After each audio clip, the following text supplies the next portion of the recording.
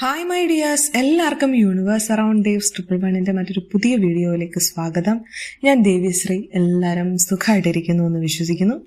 നമ്മൾ ഇന്ത്യക്കാർ ഇന്നൊരു വലിയ വിജയം ആഘോഷിക്കുന്ന ഒരു സമയമാണിപ്പോൾ അല്ലേ. നമ്മളുടെ Indian cricket team world cup win ചെയ്തിരിക്കുകയാണ്.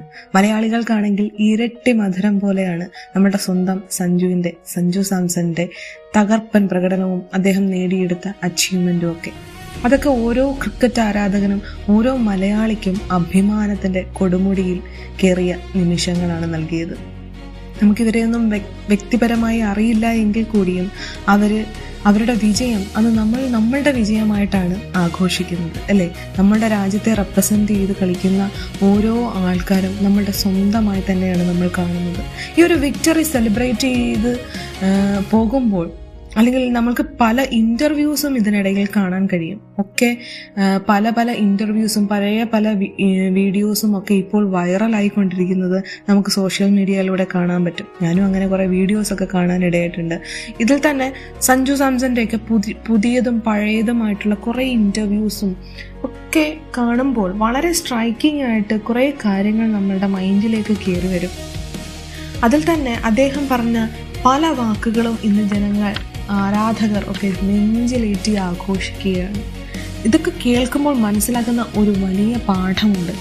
ഏതൊരു കാര്യവും ഏതൊരു വിജയവും ആദ്യമുണ്ടാകുന്നത് അവനവൻ്റെ മനസ്സിലാണ് എന്നത്. ഒരു 10-12 വർഷങ്ങൾക്ക് മുന്നേ ആണെന്ന് തോന്നുന്നു ഒരു ഇന്റർവ്യൂവിൽ സഞ്ജുവിനോട് ചോദിച്ച ഒരു ചോദ്യം ഇതായിരുന്നു: ഒരു 10 വർഷം കഴിഞ്ഞാൽ നിന്റെ കരിയർ എവിടെയായിരിക്കുമെന്നത്. ഒരു സംശയമോ ചിന്തിക്കാനുള്ള ഒരു സമയമോ എടുക്കാതെ അദ്ദേഹം പറഞ്ഞത് 10 വർഷം കഴിഞ്ഞാൽ ഞാൻ ഇന്ത്യൻ ക്രിക്കറ്റ് ടീമിൽ എൻ്റെ രാജ്യത്തെ റെപ്രസെന്റ് ചെയ്ത് കളിക്കുന്ന one of the best player ആയിരിക്കും എന്ന്. അതൊരു വെറും വാക്കോ അല്ലെങ്കിൽ ഒരു ഡ്രീം ഡയലോഗോ ആയിരുന്നില്ല. അതൊരു ക്ലിയർ മെന്റൽ ഡിസിഷൻ ആയിരുന്നു എന്ന് ഇന്ന് കാലം തെളിയിച്ചിരിക്കുന്നു. സഞ്ജു പിന്നീട് ഉള്ള അദ്ദേഹത്തിന്റെ പല ഇന്റർവ്യൂസിലും ഈവൻ ഇപ്പോൾ ഉള്ള വേൾഡ് കപ്പ് വിൻ ചെയ്ത ആ ഒരു മൊമെന്റിലും ഈ ഒരു വിജയത്തെക്കുറിച്ച് എന്താണ് പറയാനുള്ളത് എന്ന് ഇന്റർവ്യൂവർ ചോദിക്കുമ്പോൾ, ഞാൻ ഈ വിജയം എന്നേ എൻ്റെ മനസ്സിൽ കണ്ടതാണ്. ഈ ഓരോ മൊമെന്റ്സും ഞാൻ എന്നും വിഷ്വലൈസ് ചെയ്ത് മനസ്സിൽ കാണാറുണ്ടായിരുന്നു. ഞാൻ അങ്ങനെ പ്രാക്ടീസ് ചെയ്തിരുന്നു.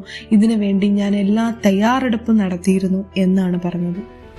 ഈ ഒരു മൊമെന്റ് ഇത് കേൾക്കുമ്പോൾ നമുക്കൊക്കെ രോമാഞ്ചം, ഒരുതരം ഗൂസ് ബംപ് ഉണ്ടാക്കിയ ഒരു നിമിഷമായിരുന്നു അത്. കാരണം നമുക്കറിയാം, ഓരോ മലയാളിക്കും അറിയാം അദ്ദേഹം കടന്നു വന്ന വഴികൾ, അദ്ദേഹത്തിന്റെ കരിയർ വന്ന വഴികളൊന്നും അത്ര ഈസി ആയിരുന്നില്ല. ഒരുപാട് ക്രിറ്റിസിസം നേരിടേണ്ടി വന്ന ഒരു വ്യക്തിയാണ്. സെലക്ഷൻ ഇഷ്യൂസുകൾ പലപ്പോഴും ഉണ്ടായിട്ടുണ്ട്. സ്ഥിരമായിട്ടൊരു ചാൻസ് കിട്ടാത്ത അവസരങ്ങൾ നേരിടേണ്ടി വന്നിട്ടുണ്ട്. പലപ്പോഴും ടീമിൽ ഉണ്ടായിട്ടും കളിക്കാൻ ഇറങ്ങാൻ കഴിയാതെ ഗാലറിയിൽ ഇരിക്കേണ്ടിയും വന്നിട്ടുണ്ട്. പക്ഷെ അവിടെ നിന്നും ഒരു കാര്യം മാറിയില്ലായിരുന്നു. ആ മനുഷ്യൻ ഗിവപ്പ് ചെയ്തില്ല. തൻ്റെ വിഷനെ അയാൾ വിട്ടുകളഞ്ഞില്ല. Mental decision മാറ്റിയില്ല. തൻ്റെ ഹാബിറ്റോ തൻ്റെ ആക്ഷൻസോ മാറ്റിയില്ല. തൻ്റെ സ്വപ്നം എന്താണെന്നും അതിനെ യാഥാർത്ഥ്യമാക്കാൻ മനസ്സിനെയും ശരീരത്തെയും നിരന്തരം ട്രെയിൻ ചെയ്യിച്ചുകൊണ്ടേയിരുന്നു. അങ്ങനെ അത് സ്ലോലി ഇത്ര വലിയൊരു സക്സസ്സിലേക്ക് നയിച്ചു. അപ്പം തൻ്റെ ഓരോ അവസ്ഥകളിലും നമുക്ക് കാണാൻ കഴിയും അദ്ദേഹം ഒരു തരത്തിലും ഒരു റിഗ്രറ്റോ ഒരു ദേഷ്യമോ ഒന്നും പറഞ്ഞു കേട്ടിട്ടില്ല. വളരെ ഗ്രൗണ്ടഡ് ആയിട്ട്, വളരെ ഹമ്പിളായിട്ട്, എപ്പോഴും ഒരു ചിരിയോടുകൂടി പെരുമാറുന്നത് നമ്മൾ കാണാം അല്ലേ. വളരെ ഗ്രേറ്റ്ഫുൾ ആയിട്ടുള്ള ഒരു മനുഷ്യനായിരുന്നു. തന്നെ വിമർശിച്ചവർക്കുള്ള മറുപടി ചോദിച്ചപ്പോൾ അവർ എനിക്ക് ശരിക്കും ഒരു ഇൻസ്പിറേഷൻ ആയിരുന്നു. I am very grateful for them എന്ന് പറയാൻ കാണിച്ച ഒരു മനസ്സിനുടമയായിരുന്നു അല്ലേ. ആത്മാർത്ഥമായി നന്ദി പറയാനും അതിൽ സന്തോഷം കാണാനും ഒരു മടിയുമില്ലാത്തൊരു മനുഷ്യൻ. സ്വപ്നങ്ങൾക്ക് പിന്നാലെ ധൈര്യമായി ആത്മവിശ്വാസത്തോടെ ശരിയായ പ്രവൃത്തിയിലൂടെയും മുന്നേറാൻ ഞാൻ ഉൾപ്പെടെയുള്ള നമുക്ക് ഓരോരുത്തർക്കും ഓരോ വ്യക്തിക്കുമുള്ള പ്രചോദനമാണ് ഇങ്ങനെയുള്ള മനുഷ്യർ. ഒരു സ്വപ്നത്തെ അല്ലെങ്കിൽ ഒരു ലക്ഷ്യത്തെ, ഒരു ആഗ്രഹത്തെയൊക്കെ പിന്തുടരുമ്പോൾ അതിശക്തമായ പ്രതിരോധങ്ങളും പ്രതിസന്ധികളും ഉണ്ടാകാമെന്നും ചിലപ്പോൾ ആഗ്രഹത്തിന് വിപരീതമായി പലതും നടന്നു വരാം എന്നും നമ്മൾ മനസ്സിലാക്കണം. അതിൽ തളർന്നു പോകാതെ അതൊക്കെ വിജയത്തിന്റെ ചവിട്ടുപടികളായി കാണാനും അതിൽ ഗ്രേറ്റ്ഫുൾ ആയിക്കൊണ്ട് അതിശക്തമായി തന്നെ സ്വന്തം ലക്ഷ്യത്തെ അല്ലെങ്കിൽ സ്വന്തം ആഗ്രഹത്തെ യാഥാർത്ഥ്യമാക്കിയെടുത്തത്, അല്ലെങ്കിൽ മാനിഫെസ്റ്റ് ചെയ്തെടുത്ത, അല്ലെങ്കിൽ ആത്മസാക്ഷാത്കാരം നടത്തിയ ആ ഒരു വിജയത്തെ 1000 വട്ടം മനസ്സിൽ കണ്ടുകൊണ്ട് നിരന്തരം അതിനായി ശരിയായ പരിശ്രമങ്ങൾ ചെയ്ത് അത് നേടിയെടുത്ത ഇങ്ങനെയുള്ള ഓരോ ജീവിതകഥകളും നമ്മളെപ്പോലെ ലൈഫിൽ ഇങ്ങനെ ഓരോ ആഗ്രഹങ്ങൾ നേടിയെടുക്കാനും ലക്ഷ്യങ്ങൾ യാഥാർത്ഥ്യമാക്കിയെടുക്കാനും ഒക്കെ പ്രാക്ടീസ് ചെയ്യുന്നവർക്ക് പ്രചോദനമാണ്. ഒപ്പം പല ഓർമ്മപ്പെടുത്തലുകളും ഉണ്ട്. ഒന്നാമതായി ക്ലിയർ വിഷൻ ഉണ്ടായിരിക്കണമെന്നത്. പിന്നീടൊന്ന് നെവർ ഗീവ് അപ്പ്. ഒരിക്കലും തളർന്നു പോകരുത്, പിന്തിരിഞ്ഞ് ഓടരുത്.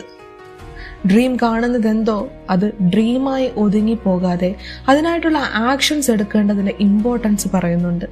പ്രതികൂല സാഹചര്യങ്ങളെ പ്രചോദനമാക്കി മാറ്റുന്നതിലൂടെ ഗ്രാറ്റിറ്റ്യൂഡിന്റെ ഒരു മാന്ത്രികത കൊണ്ടുവന്ന് ലൈഫിൽ വരുന്ന സന്ദർഭങ്ങളെയൊക്കെ ഈസിയായി വളരെ തന്മയത്വത്തോടെ കൈകാര്യം ചെയ്യാനുള്ള തലത്തിലേക്ക് നമ്മൾ എത്തേണ്ടതിന്റെ ആവശ്യകത ഇവിടെ ഓർമ്മിപ്പിക്കുന്നു.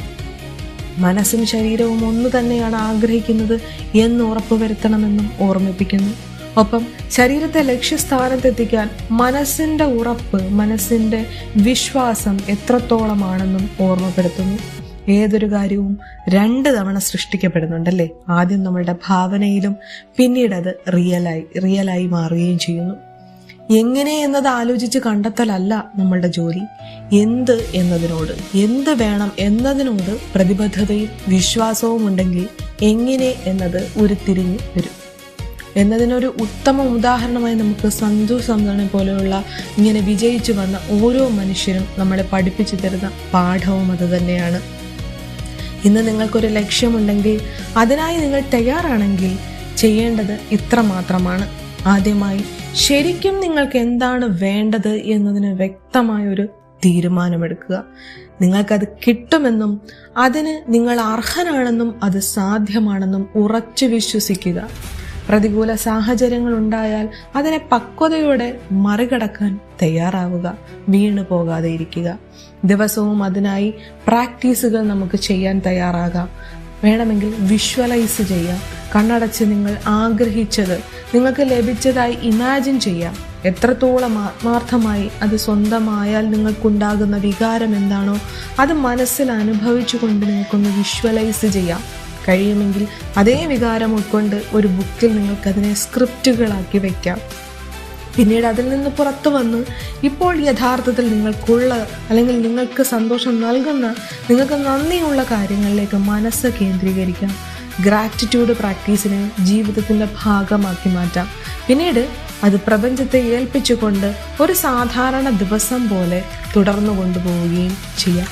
ഒരു കാര്യം മനസ്സിൽ എപ്പോഴും ഓർമ്മിക്കേണ്ടത്, നിങ്ങളുടെ ആഗ്രഹം എങ്ങനെ സാക്ഷാത്കരിക്കാം എന്നതിന് ഈ പ്രപഞ്ചം മുഴുവൻ അതിനൊരു വഴി കാണിച്ചു തരാൻ നമ്മളുടെ കൂടെ ഉണ്ടാകും ഒരു ഉറപ്പ് നമുക്കുണ്ടായിരിക്കണം. ആ വഴികളെ നമ്മൾ സധൈര്യം പിന്തുടരുകയും വേണം. അങ്ങനെയാണെങ്കിൽ വിജയം നിങ്ങൾക്കുറപ്പാണ്. ലോ ഓഫ് അട്രാക്ഷനും പറയുന്നത് ഇത് തന്നെയാണ്. പ്രതീക്ഷ എന്നത് ഒരു വലിയ ആകർഷണ ശക്തിയാണ്. നിങ്ങൾ ആഗ്രഹിക്കുന്നതിനെ പ്രതീക്ഷിക്കുക, ആഗ്രഹിക്കാത്തത് പ്രതീക്ഷിക്കാതെയും ഇരിക്കുക. അപ്പോൾ ഈ രീതിയിൽ കാര്യങ്ങളെ നിങ്ങൾക്ക് അനുകൂലമാക്കി ഉപയോഗപ്പെടുത്തണമെങ്കിൽ അതിനെ ജീവിതത്തിൻ്റെ ഒരു ഭാഗമായ ശീലമാക്കി മാറ്റണം.